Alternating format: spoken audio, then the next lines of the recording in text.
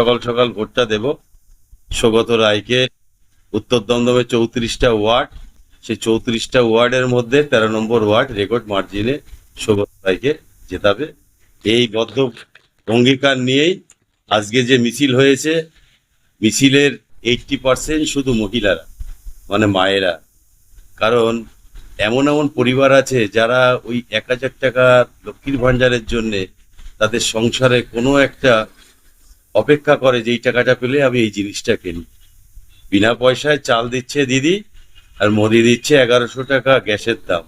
তাহলে বিনা পয়সায় চাল ফুটছে 1100 টাকার গ্যাসের দামে।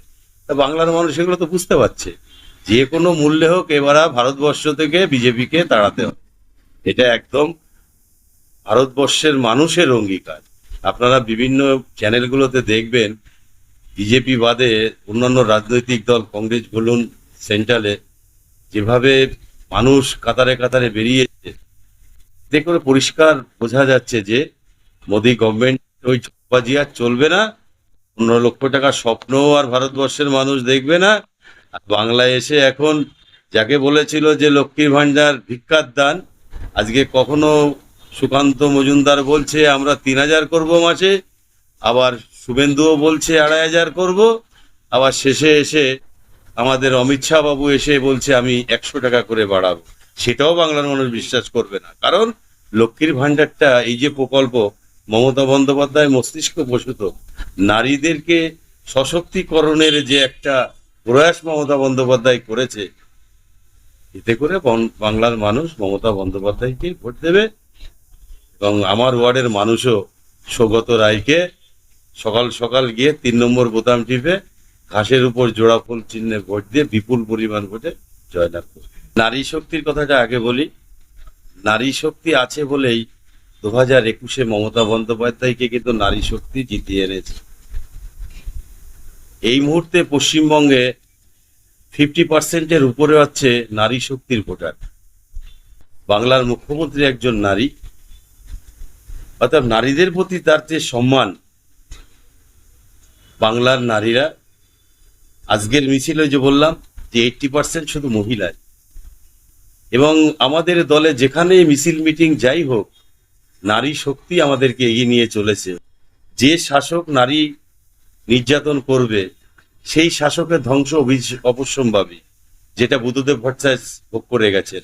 নন্দীগ্রামে নিরীহ চাষিদের, নিরীহ মায়েদের উপরে যেভাবে হলদি নদীর রং লাল করে দিয়েছিল গণহত্যা করে, সেই জায়গাটাই বাংলার মুখ্যমন্ত্রী মমতা বন্দ্যোপাধ্যায় নারী শক্তিকে সামনে রেখে এগিয়ে চলেছে।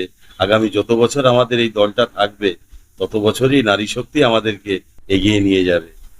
আর যেটা বললেন যে বিজেপি গভর্নমেন্টের যে আছে দিন, হ্যাঁ আছে দিন আছে বলেই তো 400 টাকার গ্যাস এখন 1100 টাকা, 50 টাকার পেট্রোল এখন 110 টাকা। আছে দিন আসে বলেই আমরা মুখে অনেক কথা বলে 15 লক্ষ টাকা পেয়েছি, ওষুধের দাম বৃদ্ধি, এসব আছে দিনের খেলা চলছে। 2021-এ বলেছিল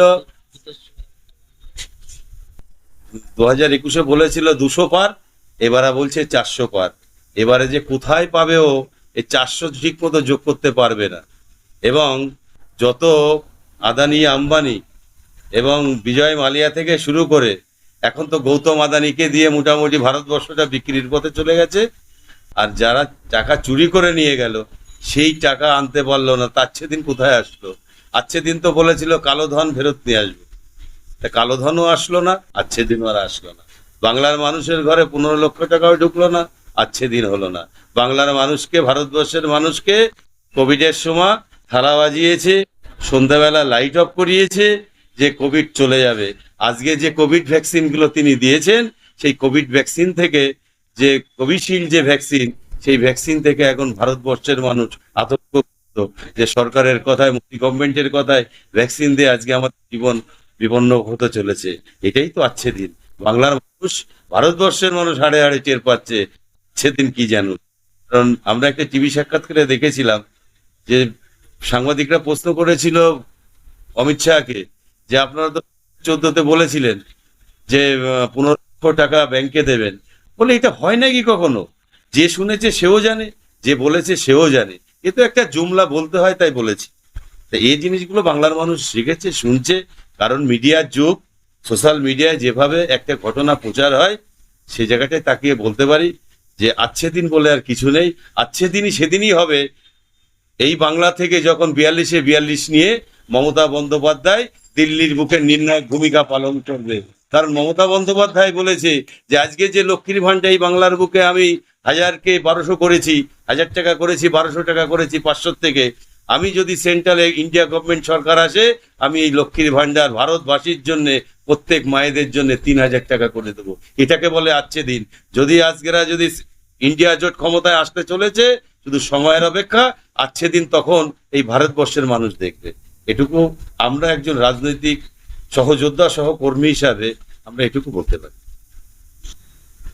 আমার ওয়ার্ডের মানুষের কাছে একটাই বার্তা, যে উন্নয়ন যোগ্যর জন্য আপনারা আমাকে 2022-এ জনপ্রতিনিধি করেছেন একটা অনুন্নত এলাকাকে উন্নয়ন করবার আশা নিয়ে। আমি 2022 সাল থেকে পরের থেকেই আমি যা উন্নয়নযোগ্য শুরু করেছি, আমার ওয়ার্ডে সিপিএম থাকতে পারে, কংগ্রেস থাকতে পারে, বিজেপি থাকতে পারে, তৃণমূল থাকতে পারে, আমি তাদের কাছে একটাই বার্তা দেব, আপনার এলাকার স্বার্থে দলমত নির্বিশেষে উন্নয়নের যোগ্য আরো ত্বরান্বিত করতে সৌগত রায়কে 3 নম্বর বোতাম টিপে পুনরায় বিপুল ভোটে নির্বাচিত করুন। বারবার 4 বার, সৌগত রায় আর একবার। পরপর 3 বার সংসদে গিয়ে ভারতবর্ষের শ্রেষ্ঠ সংসদ হয়েছে সৌগত রায়, এবার হবে 4 বার। এবং সৌগত রায় এমন একজন মানুষ, তার দমদম এলাকায়, বিশেষ করে উত্তর দমদমে আমি দেখেছি, আমার ওয়ার্ডেও আমি দেখেছি, যে কোনো জায়গায় আপনি একটা বড় ঠাকুরের পুজোতে যাবেন, দেখবেন সেখানে সৌগত দা চলে এসছে। সে কোনো কালার দেখেনি, কি সিপিএম বাড়ির পুজো, না কংগ্রেস বাড়ির পুজো, না তৃণমূল বাড়ির পুজো। একটা মানুষ মারা গেলে সেখানে শ্রদ্ধা জানাতে সৌগত রায় ছুটে গেছে। একটা দুর্গা পুজো হচ্ছে, সেখানে সৌগত রায় ছুটে গেছে। কোন ক্লাব কারা পরিচালনা করছে এগুলো তিনি দেখেননি। জন্মদিন, মৃত্যুদিন, ভালো মন্দ, 24 ঘন্টা 365 দিন মানুষের সাথে, মানুষের পাশে থেকে যে মানুষটা এই বয়সেও কাজ করে চলেছে, আমরা তাকে দেখে আমাদের আরো কাজের গতি বাড়ে।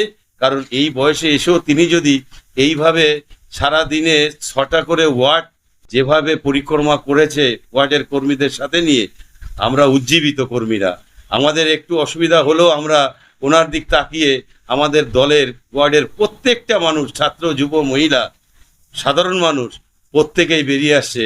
যারা আজকের দিনে দাঁড়িয়েও আমার 13 নম্বর ওয়ার্ডে মিছিল দেখেছে, সেই মিছিলে মানুষ প্রমাণ করে দেয় যে সৌগত রায় আমাদের ওয়ার্ড থেকে, কারণ মানুষ চাই উন্নয়ন।